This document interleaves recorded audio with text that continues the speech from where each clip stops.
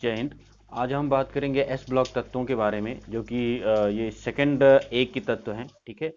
और इससे पहले भी मैंने आपको एक वीडियो प्रोवाइड कराया है। इसमें कई सारी वीडियो आपको मैंने दे रखा है जो है एस ब्लॉक के तत्व के बारे में। जो फर्स्ट वाला मैंने पढ़ाया था, जिसमें आपको lithium, sodium, rubidium, caesium, francium के बारे में आप सबको बताया था मैंने। तो आपको मैं आज सेकेंड ए के बारे में पूरे जो है एस ब्लॉक को पूरा हम फिनिश करने का या प्रयत्न करेंगे। तो अब इसमें देखिए कि किस तरह से इसमें क्या क्या क्रियाएं होती हैं, किस तरह से ये जो तत्व कहलाते हैं, यहाँ पे हम इसको देखेंगे आज। तो एस ब्लॉक के तत्व एलिमेंट आप देखेंगे कि फर्स्ट ए। ठीक है। तो फर्स्ट आपको पता है कि जो एस ब्लॉक में है, यानी एस जो सबसेल होता है, उसमें आपके दो इलेक्ट्रॉन रह सकते हैं। इसलिए उसका जो पीरियोडिक टेबल में दो पीरियड आपके, दो वर्ग आपके बनते हैं। एक आपका फर्स्ट ए होता है, एक आपका सेकेंड ए होता है। ठीक है। तो हमने फर्स्ट ए पढ़ चुके हैं, अब हम सेकेंड ए के बारे में जानेंगे। तो इसमें जो तत्व आते हैं आपका beryllium, magnesium, calcium, strontium, barium, radium, इस तरह के आपके तत्व आपको देखने को मिलेंगे। ठीक है। तो अगर हम बात करेंगे इस तत्व के परमाणु क्रमांक की बात करेंगे तो इसका 4 होता है। 4 में आप इसको जोड़ दीजिए, 8, 8, 18, 18, 32। अगर आप ये जो है मैजिक नंबर आप उसमें जोड़ देते हैं तो आपको इसके जितने भी परमाणु क्रमांक है आप उसको पता चल जाएगा। ठीक है। जैसे अगर आप इसमें 4 है तो 4 में अगर आप 8 जोड़ेंगे तो कितना हो जाएगा, इसका 4 है तो ये आपका 12 हो जाएगा। ठीक है। उसके बाद इसमें फिर आप 8 जोड़ेंगे तो हो जाएगा ये 20 हो जाएगा। फिर आप इसमें 18 जोड़ोगे तो कितना हो जाएगा, 18 20 आपका हो जाएगा 38 हो जाएगा। ठीक है। इसके बाद फिर आप इसमें 18 जोड़ोगे, तो इस तरह से आप जोड़ते चले जाओगे। तो 18 जोड़ोगे तो कितना हो जाएगा 8 8 16 के 6 कैरी करेंगे, 1 4 1 1, इसका मतलब हो जाएगा ये 48 हो जाएगा। इसके बाद आप इसमें जोड़ोगे 32 तो कितना हो जाएगा, ये आपका हो जाएगा 8, और ये हो जाएगा 78। ठीक है। तो इस तरह से आप इसके परमाणु क्रमांकों को बड़ी आसानी से आप इसको ज्ञात कर सकते हैं। ठीक है। तो अगर हम इसकी उपलब्धता के बाद में बात करें, कि जैसे उपलब्धता के बारे में अगर हम बताएं तो इनको हम क्षार धातु ही बोलते हैं। तो क्षार धातुओं का आपको पता है कि ये जो है मुक्त अवस्था में नहीं मिलते हैं। इनको आपको ज्यादातर ऑक्साइड, ठीक है, कार्बोनेट और सल्फेट के रूप में ज्यादातर पाए जाते हैं, क्योंकि ये मुक्त अवस्था में मिलते ही नहीं है। ये कहीं ना कहीं आपको जो है सल्फेट, कार्बोनेट या आप इसके ऑक्साइड के रूप में ही आपको ये तत्व देखने को मिलेंगे। ठीक है। तो जैसे इसमें आप देख सकते हैं BeO, इसका ऑक्साइड हो गया, कार्बोनेट, कैल्शियम कार्बोनेट, इसके बाद कैल्शियम सल्फेट। तो इस तरह के आपको जितने भी तत्व आपको देखने को मिलेंगे। साथ में अगर इसके इलेक्ट्रॉनिक विन्यास की हम बात करेंगे तो इलेक्ट्रॉनिक विन्यास का जो लास्ट आपका इलेक्ट्रॉन रहेगा NH2 पाया जाता है इसमें। अगर आप इसका किसी का भी इलेक्ट्रॉनिक विन्यास करते हैं तो लास्ट में आपका जो लास्ट इलेक्ट्रॉन रहेगा एस ब्लॉक में जाएगा, यानी एस सबसेल में जाएगा, इसलिए इसको एस ब्लॉक के तत्व भी बोलते हैं। तो लास्ट में जो आपका बनेगा NH2 आपका पाया जाता है।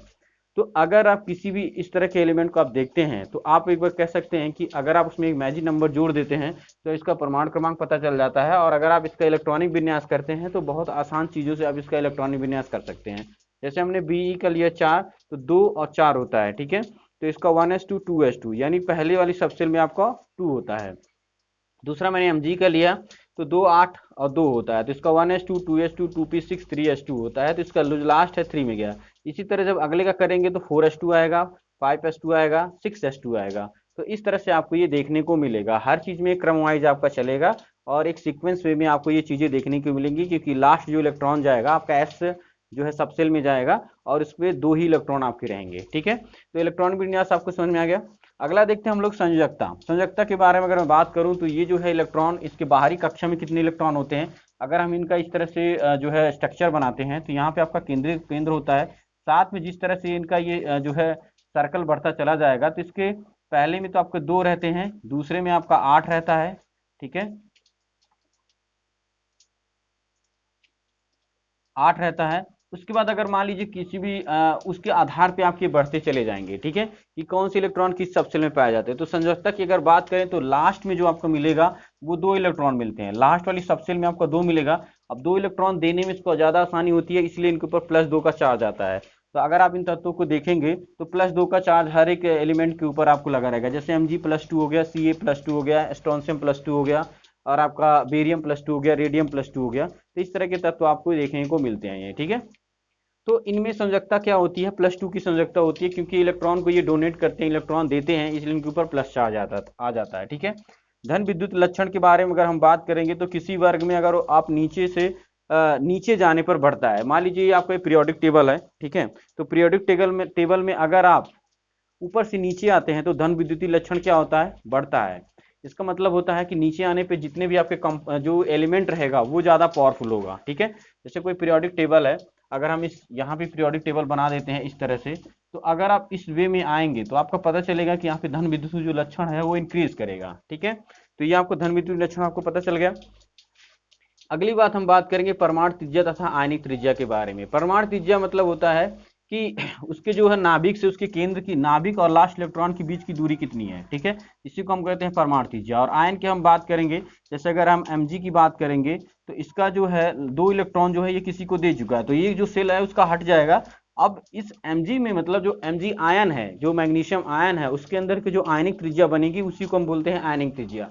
तो परमाणु त्रिज्या तथा आयनिक त्रिज्या में ये होता है कि अगर आप वर्ग में ऊपर से नीचे आते हैं तो ये दोनों क्या करेंगे, इंक्रीज होगी, मतलब बढ़ेंगी, क्योंकि उनका जो है इलेक्ट्रॉन बढ़ेगा, नंबर ऑफ इलेक्ट्रॉन बढ़ेगा। तो जब जाहिर सी बात है नंबर ऑफ इलेक्ट्रॉन बढ़ेगा तो उसके जो सर्कल है वो भी बढ़ेंगे। इसलिए क्या होता है कि परमाणु त्रिज्या में जब हम ऊपर से नीचे आते हैं तो जो वर्ग में ये क्या होती है, इंक्रीज करती हैं। ठीक है। आयनन विभव की हम बात करेंगे तो प्रथम आयनन विभव उच्च होता है और बाकी घटता रहता है। जैसे अगर आप बेरिलियम की बात करेंगे तो बेरिलियम का जो आयनन विभव होता है बहुत ज़्यादा हाई होता है। बाकी अगर जैसे जैसे उसके नीचे आते जाएंगे तो उनका आयनन विभव कम होता चला जाएगा। ठीक है, अब देखिए इनकी रासायनिक अपक्रियाओं के बारे में हम कुछ जान लेते हैं कि रासायनिक क्रियाएं क्या होती हैं इनके अंदर। ठीक है, तो पहला हमने लिखा है पानी से अपक्रिया। जब ये पानी से क्रिया करती हैं तो हर एक कंपाउंड अलग अलग तरह के पानी को ढूंढता है। ठीक है, तो अगर आप बेरिलियम लेंगे तो बेरिलियम क्या करता है, हॉट वाटर से ही क्रिया करेगा। अगर आप उसको कोल्ड वाटर से क्रिया कराएंगे या नॉर्मल वाटर से क्रिया कराएंगे तो वो कभी क्रिया नहीं करेगा। तो ये आपको स्टीम चाहिए, ये वाटर नहीं होता है, ये स्टीम होता है, मतलब ये भाप से क्रिया करेगा। तो बेरिलियम को जब आप भाप से क्रिया कराते हैं तो Be+H2 इक्वल टू आपका बी, इसका ऑक्साइड यानी हाइड्रोक्साइड बनाता है, BaOH का होल टाइप प्लस H2O, और जो हाइड्रोजन गैस है वो बाहर निर्मुक्त करता है। लेकिन ध्यान रहे ये ज्यादातर स्टीम जो होती है, स्टीम यानी भाप से ही क्रिया करेगा। साथ में यही रीजन जो है मैग्नीशियम के साथ भी होता है, तो इसका क्या बनाता है, वो अपना हाइड्रोक्साइड बनाता है और इसमें से जो हाइड्रोजन गैस को निर्मुक्त करता है, ये बाहर निकालता है। क्लियर। इसके बाद अगर हम बात करेंगे कैल्शियम का, स्ट्रोंशियम का या बेरियम की बात करेंगे तो ये ठंडे वाटर से भी क्रिया कर जाता है। इसलिए जब आप कलाई करते हैं किसी चूने को लेकर और उसको ठंडे पानी में डाल देते हैं तो वहां पे आपका ये क्रिया कर जाता है, वहां पे तुरंत बना लेता है या बुझा चूना बना लेता है, कैल्शियम ऑक्साइड बना लेता है या कैल्शियम हाइड्रोक्साइड बना लेता है। इस तरह के कंपाउंड वो बना लेता है, कैल्शियम कार्बोनेट जिसे बोलते हैं आप लोग, कैल्शियम कार्बोनेट उसको जो है कन्वर्ट हो जाता है। ठीक है, तो ये आपका कैल्शियम हो गया। कैल्शियम क्या करता है, नॉर्मल वाटर से भी क्रिया कर जाता है, स्ट्रोंशियम आपका कोल्ड वाटर से और बेरियम भी आपका कोल्ड वाटर से क्रिया करता है। तो अगर आप रिएक्शन की बात करेंगे तो H2O में, तो आपको ये ध्यान देना है कि जो मैग्नीशियम है और जो बेरियम है ये आपका स्टीम से क्रिया करेंगे, बाकी जो है आप नॉर्मल जो है वाटर से भी इनको क्रिया करा सकते हैं। ठीक है, अगली अगर हम बात करेंगे हाइड्रोजन से अभिक्रिया, तो हाइड्रोजन जब भी क्रिया करते हैं तो नॉर्मली होता है, क्योंकि अगर हम बात करेंगे मान लीजिए हम यहाँ ले लेते हैं बी ले लेंगे और प्लस आपका H2, तो ये जो नॉर्मल क्रिया होगी ये क्या बनाएगा, बी है प्लस H बनाएगा। अब ये कैसे होता है आपको पता है, Be, तो ये आपका कैसे होता है कि Be पे +2 है और हाइड्रोजन 2 है, तो यहाँ पे -1 है, तो दोनों जब क्रिया करा देते हैं तो BeH यानी मेटल हाइड्राइड का एक फॉर्म बनाता है, इसको बोलते हैं बेरिलियम हाइड्राइड। ठीक है, तो ये जो है BeH का कंपाउंड बनाता है, ये यूनिवर्सल फार्मूला है, आप इसको रिएक्शन है, आप इसको देख सकते हैं बहुत आसान तरीके से। ठीक है, क्योंकि यहाँ पे मैंने बताया ये कैसे क्रिया करता है, बी के ऊपर +2 है और इसके ऊपर -1 है, लेकिन हाइड्रोजन 2 भाग है, तो यहाँ पे BeH का कंपाउंड बना लेता है। तो आपका जो कंपाउंड बनेगा M+H2 इक्वल टू MS का, यानी मेटल हाइड्राइड का एक फॉर्म बनाता है, मेटल हाइड्राइड का एक कंपाउंड बना लेता है। अगर हम थर्ड नंबर देखते हैं हैलोजन से अभिक्रिया। हैलोजन की अगर हम बात करेंगे तो हैलोजन में आता है फ्लोरीन, क्लोरीन, ब्रोमीन, आयोडीन या एस्टेटाइन। ठीक है, ये आपको जो है एलिमेंट देखने को मिलेंगे यहाँ पे। तो ये नॉर्मली जब इनसे क्रिया करता है तो MX2 जब जो है MX, ये MX का एक तरह से कंपाउंड बनाता है, MX2 का जो है एक तरह से कंपाउंड बनाएगा, क्योंकि आपको पता है कि मान लीजिए यहाँ पे हम ले लेते हैं कैल्शियम, कैल्शियम ले लेते हैं प्लस आपको Cl2 से जब आप इसको क्रिया कराएंगे तो आपका बनाएगा Ca plus Cl2, CaCl2 compound बनाता है, क्योंकि आपको पता है सेम वही चीज होता है, इनके ऊपर होता है +2। ठीक है, और यहाँ पे जो है Cl पे निगेटिव -1 होता है, तो आपको 2 भाग में ये लेना ही पड़ेगा। तो इस तरह का आपका एक कंपाउंड आपका ये बनाता है। ठीक है, तो आपको आई थिंक आपको समझ में आएगा कि हैलोजन से अपक्रिया करने पे ये किस तरह के कंपाउंड बनाएंगे। नॉर्मली रिएक्शन होता है, कोई बड़ी बात नहीं होती है, आराम से इसके रिएक्शंस को आप देख सकते हैं। साथ में अगर हम हाइड्रोजन ऑक्सीजन की बात करेंगे तो ऑक्सीजन में जो होता है ये भी आपका देखिए, अगर आप इसमें मान लीजिए जो है मेटल प्लस O2 यानी मेटल ऑक्साइड करके बनाता है। मान लीजिए यहाँ पे आप ले लेते हैं Be प्लस आपका क्या हो गया O2, यानी O आपका जो होता है, तो O पे भी आपका 2 निगेटिव चार्ज होता है, तो नॉर्मली ये O2 का एक बना लेता है। अब देखिए एक चीज आप इसमें ध्यान कीजिए, ये डायरेक्टली जो है रिएक्शन नहीं करता है, इस चीज को आप ध्यान दीजिएगा। इसके लिए आपको क्या करना पड़ेगा, Be, इसको पहले ऑक्साइड आपको लेना पड़ेगा, +C+Cl2। तो इससे डायरेक्ट जब क्रिया कराएंगे तो कैल्शियम टेट्राक्लोराइड आपका बाहर निकलता है, साथ में आपका कार्बन मोनोऑक्साइड निकलता है, और तब जाके आपका रिएक्शन ये करेगा। ठीक है, तो इस तरह से आप बिल्कुल आसान चीजों को आप दे सकते हैं।